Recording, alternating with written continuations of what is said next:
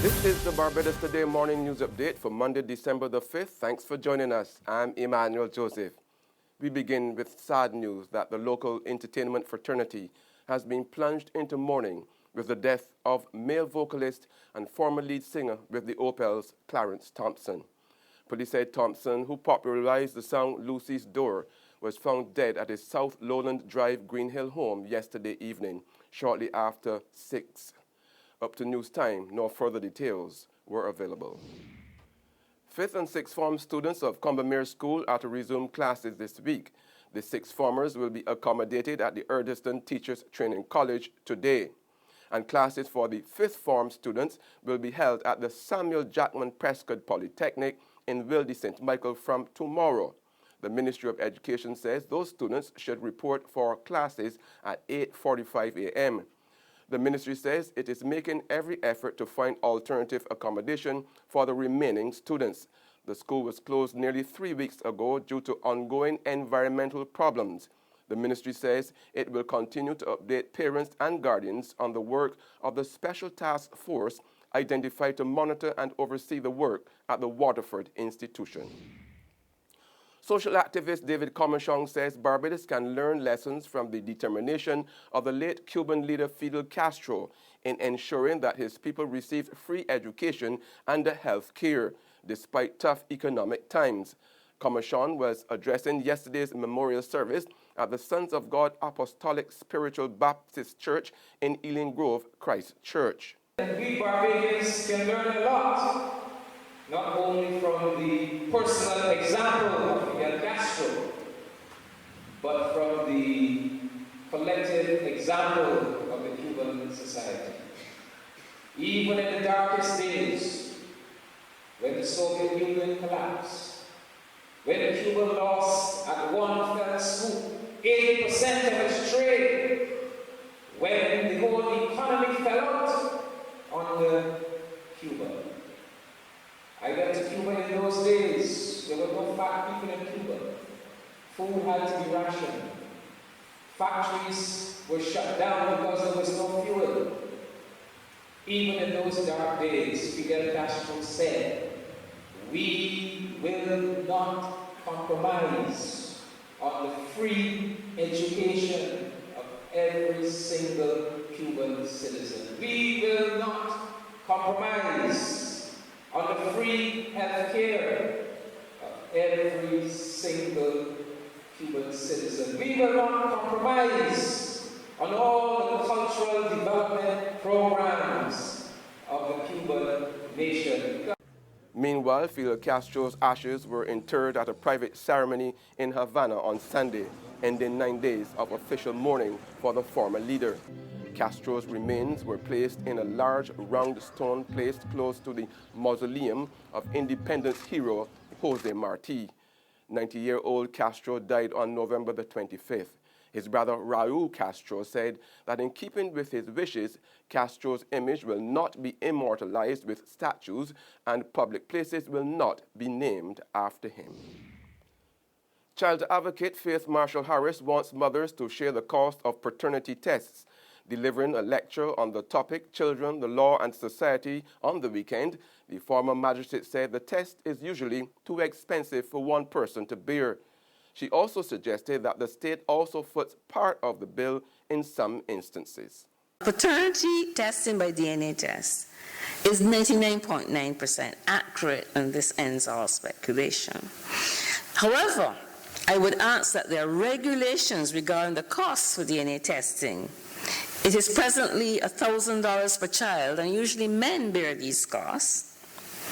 But given that there's no other method of discovering the information, I suggest that the cost should be shared with judicial officers having the capacity to vary only where hardship will result. And I also suggest, and I know this would not necessarily be popular with government, but based on the child's right to know his parents, that is CRC Article 7, assistance from the state could be given when needed for the cost of DNA testing. Motorists are paying more for gasoline and diesel while the price of kerosene has dropped. As of midnight last night, gasoline rose from $2.84 per liter to $2.91 per litre. The new price of diesel is now $2.12 per litre, up from $2.07 per litre. Kerosene is now $1 per litre, down from $1.06 per litre. Meanwhile, the price of liquefied petroleum gas or cooking gas has also risen.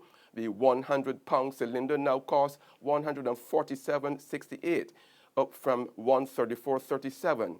The 25-pound cylinder has increased from $38.69 to $42.02, while the 22-pound cylinder now retails at $37.14, up from $34.21.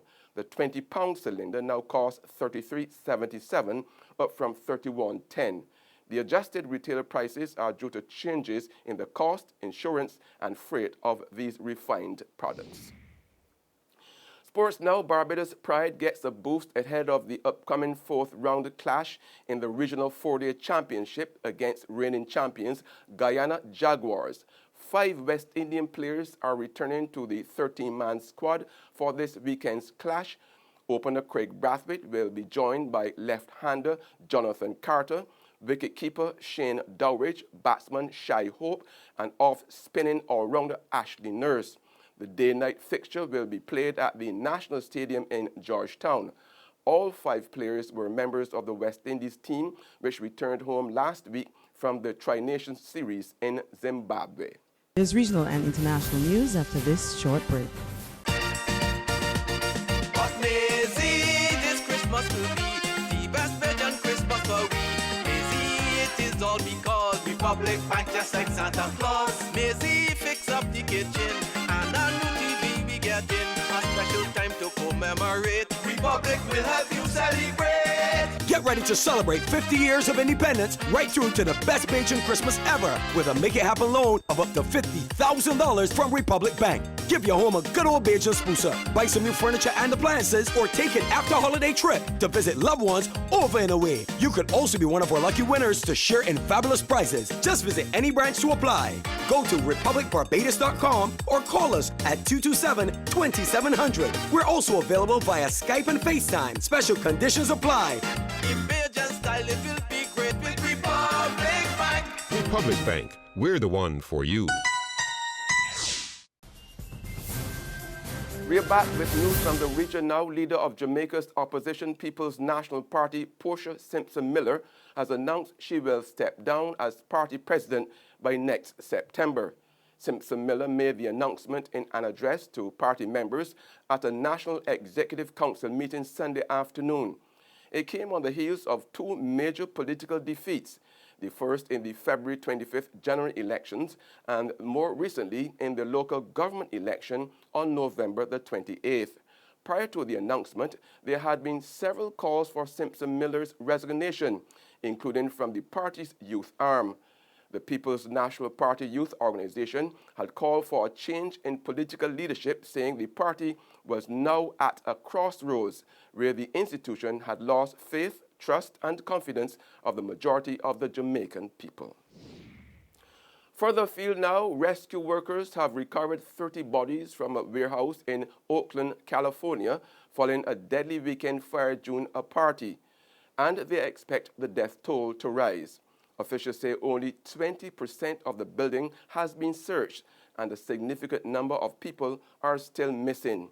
Sergeant Ray Kelly from the Alameda County Sheriff's Office told a news conference on Sunday it is not clear what caused the blaze. The safety record of the building is being examined.